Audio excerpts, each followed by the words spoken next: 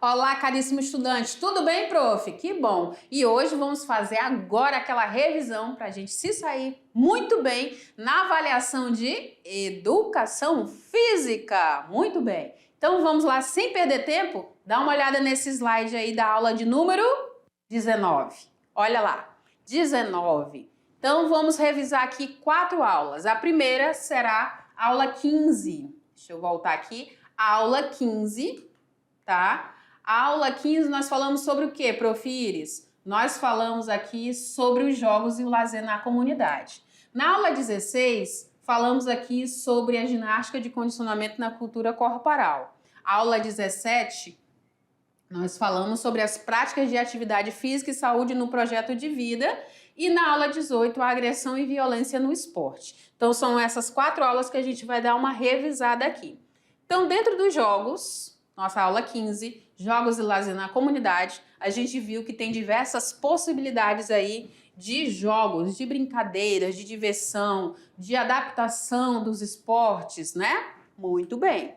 Nós vimos também, né, sobre o jogo e a ludicidade, o lazer e o tempo livre e o ócio, tipos de jogos para lazer na comunidade, como o jogo da cultura popular, jogos intelectivos e de passatempo, jogos esportivos, o conteste e as estafetas. E nós falamos ainda, eu falei aqui com você, sobre tecnologia, jogos eletrônicos e saúde coletiva, né? E para fechar, eu falei sobre o jogo nas Olimpíadas. E aí, dentro dessa perspectiva dos jogos e o lazer, o que eu tenho? Eu tenho diversão, eu tenho entretenimento, eu tenho desenvolvimento pessoal e cultural, social, eu tenho aprendizagem e socialização, eu tenho regras, eu tenho tempo, eu tenho espaço, né? Eu tenho necessidade humana, ela é uma necessidade humana ter esse lazer, ter esse momento lúdico, ter essa cultura lúdica, ter esse direito de todos, ok? Falei com vocês ainda também a respeito dos jogos eletrônicos. Eles podem me servir como uma diversão, como um entretenimento, traz aí diversas aprendizagens, trabalha a minha criatividade, o meu raciocínio, porém, existem alguns riscos. Dentre os riscos, pode ter uma baixa no rendimento escolar, o isolamento, a depressão, o suicídio, doenças hipocinéticas e sistêmicas, pessoas inábeis para domínio da sua própria vida no mundo real, tá? Então a gente falou sobre isso dentro dessa temática aí de jogos na comunidade, jogos e lazer na comunidade. Depois, a nossa próxima aula aqui abordada é sobre a ginástica de comportamento, de condicionamento, aliás, na cultura corporal.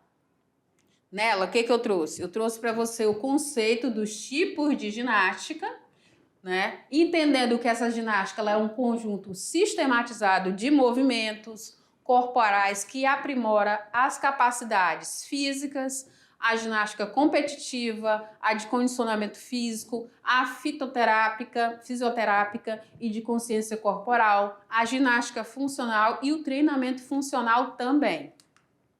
Falei ainda sobre a finalidade desse treinamento funcional, né? Nós entendemos sobre o treinamento funcional e ele vem fazer o quê, prof? Aprimorar as capacidades físicas, fortalecer a região do core, a eficiência neuromuscular, certo? Trouxe para você também onde a gente pode se utilizar de locais, né, para realizar treino funcional. Então, eu posso realizar nas praças, nas quadras, nos campos, academias, praias, espaços abertos e também, lógico, nas nossas aulas de educação física. Muito bem, caríssimo estudante. Eu não ouvi, vou repetir de novo. Nas aulas de educação física. Muito bem. Falei ainda sobre as habilidades biomotoras do treinamento funcional e dentro dessas habilidades aí, nós trabalhamos as capacidades físicas. Dentre elas, posso destacar aqui para você o equilíbrio, a força, a resistência, também aí a coordenação, a velocidade, a flexibilidade, né? Um bom alinhamento corporal, né? De estudo, certo? Um bom apoio, um bom equilíbrio. Olha como essas moças estão lindas, né? A postura muito bonita, muito equilibrada, o visual fica muito bonito. E aí, se eu juntar algumas dessas capacidades, eu vou gerar outras. E que eu posso trazer para você aqui, que se eu juntar a força e a resistência, eu vou ter o quê? Uma resistência muscular, certo? O meu foco aí é o músculo. Se eu juntar agora velocidade e coordenação, eu vou ter agilidade. Muito bem. Se eu juntar agora velocidade e força, eu vou ter potência. Muito bem. E como que eu posso realizar, então, prof, o treinamento funcional? E esse treinamento funcional eu posso ter ele aí em 3 momentos, né? Observando a base desse movimento. Então, eu vou ter uma preparação, trabalho de mobilidade, de estabilidade. Depois eu tenho ele aí sendo trabalhado no movimento mais avançado, com uma progressão, com uma força, uma resistência sendo trabalhada aí. E eu vou ter aí no outro momento, nesse último momento, a transferência desse movimento, onde eu vou trazer o quê, prof? Uma maior performance, uma maior eficiência e adaptações positivas aí para o meu treino, certo? Muito bem. Até aqui tá tudo bem, gente? Nossa revisão? Muito bem. Agora nós entramos numa terceira aula para ser revisada. E nessa aula, o que nós falamos? Eu falei aqui, conversei com você sobre a aula 17, que foi uma aula sobre as práticas de atividade física e saúde no projeto de vida. Então, eu tenho diversas possibilidades de diversas práticas para eu incorporar e eu me beneficiar dessas práticas aí ao longo do meu dia, né? Ao longo do meu dia. Então, eu posso ter práticas aí com trabalho cardiovascular, posso ter trabalho de força, posso ter trabalho de flexibilidade, eu vou precisar de de organizar a minha vida, né, de um planejamento, estruturá-lo para eu priorizar essas práticas. E essas práticas eu preciso levar para a vida, certo? E quando eu priorizo, eu deixo de lado uma outra expressão. Que expressão é essa, prof? A inatividade física. E o que é essa inatividade física? Então, essa inatividade física, ela é a responsável por aproximadamente 2 milhões de mortes no mundo. Atualmente, estima-se que ela seja responsável pelo quê? Por de 10 a 16% dos casos de cânceres de colo, de mama e até mesmo de diabetes. Também por 22% das doenças isquêmicas do coração. E aí, o que eu posso fazer, prof. Iris, para banir da minha vida a questão da inatividade física, né? É o contrário da atividade física sistematizada, a gente já sabe. Então, eu posso aí praticar exercícios físicos de forma regular, né? E quando eu faço isso, eu vou conseguir reduzir algumas coisas muito interessantes, né? O que eu vou reduzir, prof? A quantidade de gordura no meu corpo. Eu vou conseguir aumentar a minha massa muscular. Isso é interessante, vai dar maior definição, vai deixar o corpo mais belo, né? Muito bom. E eu vou ter aí diversos benefícios para impedir o desenvolvimento de doenças que eu já falei para vocês, como o câncer, a hipertensão, a osteoporose e até mesmo diabetes. Certo? Muito bem. O que mais, prof. Iris, que eu tenho aqui? Então, eu devo fazer o quê? Para eu banir essa inatividade física, eu preciso evitar ficar muito tempo em comportamento sedentário. Eu preciso reduzir o tempo em que eu permaneço sentado ou deitado assistindo uma TV, usando o celular, o computador, o tablet ou videogame. Reforço que não é que você não possa fazer isso depois de um dia exaustivo de trabalho, mas evitar ficar em excesso. Tudo em excesso faz mal. Como eu já falei para vocês, até água em excesso vai te fazer mal, né? Vai te causar aí algum incômodo. Então, nada de excessos. Ok?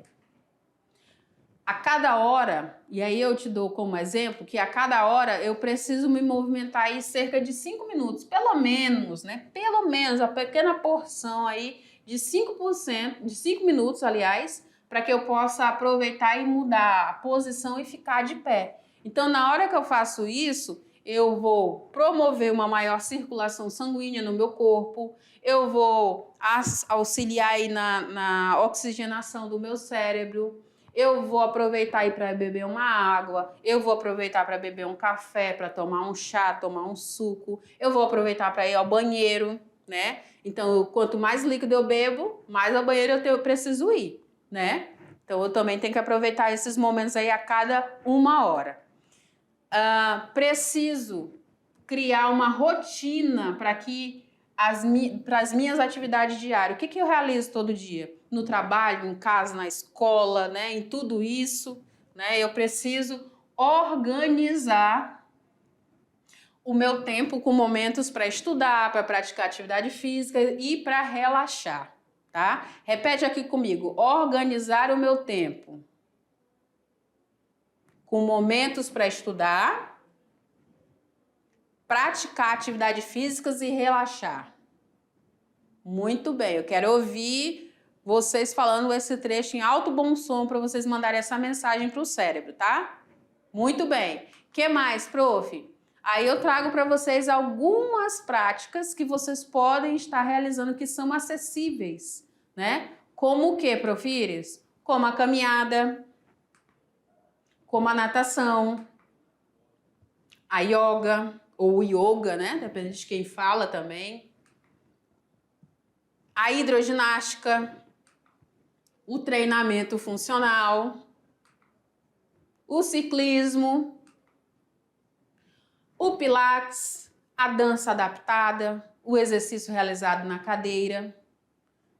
Tudo isso que eu trouxe para você agora, é importante que eu saiba fazer uma escolha de uma atividade que seja adequada ao meu condicionamento físico, tá? Para que eu me sinta confortável em realizar, em praticar e que eu me sinta seguro aí, tá? Então você vai fazer isso, ok? Fala aí, eu vou fazer. Muito bem.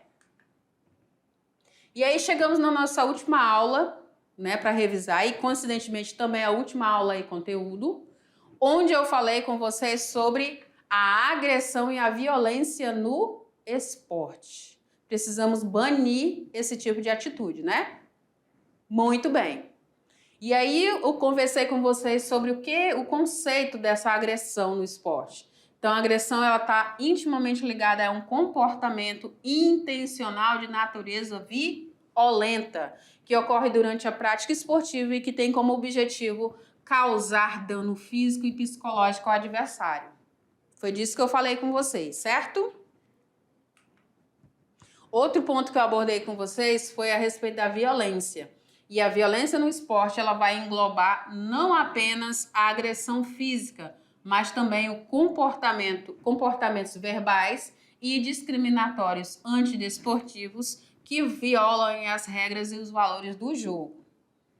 Eu frisei ainda dentro dessa aula a respeito das reflexões sobre a ética, né? A conduta ética e antiética, o envolvimento aqui do caráter, do costume também, da moral, que tem que estar sempre evidenciado. Entendendo aí essa ética como uma atitude de colocar-se em dúvida, de questionar a moral, questionar esses valores. Conversei com você a respeito dessa evolução histórica da ética no esporte, como um movimento olímpico. Falei do olimpismo, né, que é a mesma coisa. Trouxe para você a respeito dessa filosofia de vida, que utiliza o esporte e a ética como um instrumento integrador. E frisei ainda sobre o espírito olímpico, que vem trazer promoção de paz, de união, respeito e também o aceitar as diferenças. Correto?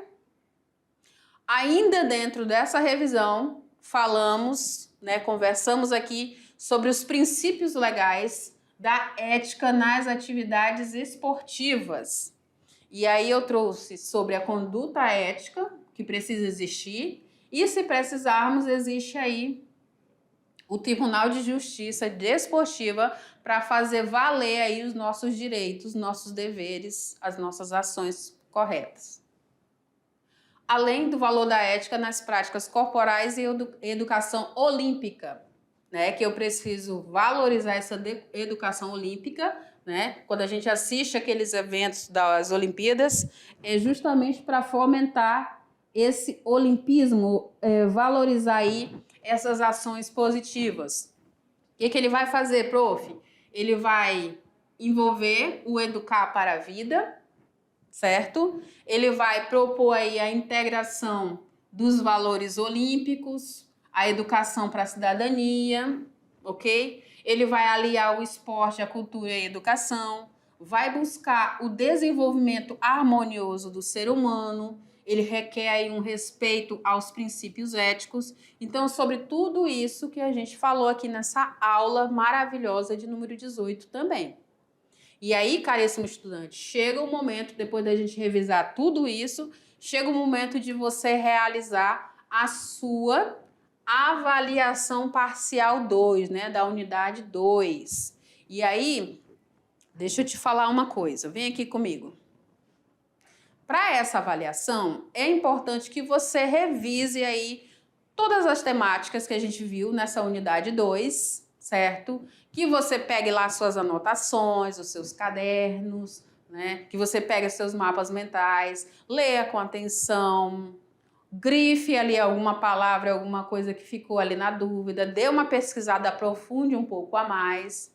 A avaliação, ela não está difícil, mas é preciso ter boa interpretação, né? É preciso compreender bem as temáticas, para que eu, né, você, consiga se sair bem nessas avaliações. Percebam que as temáticas, assim, foram bem variadas, foram bem, assim, interessantes. São temáticas que vocês vão poder, de fato, levar para a vida, né? Vão aprender no cotidiano, né? Na prática. Muitas dessas temáticas a gente vai ver muito aí na prática. Então, é importante eu estar sempre observando, analisando, com cuidado, né? A gente falou agora recente da questão do olimpismo, né? Então, quando tiver essas práticas aí na escola, um jogo, uma brincadeira, envolvendo a comunidade, envolvendo os colegas aí da sala, a gente precisa ter esse comportamento, né, com esse pensamento olímpico, né, com esse pensamento aí respeitoso, com esse comportamento aí muito atento. E colocar todos esses conhecimentos que a gente já abordou aqui nas aulas de educação física.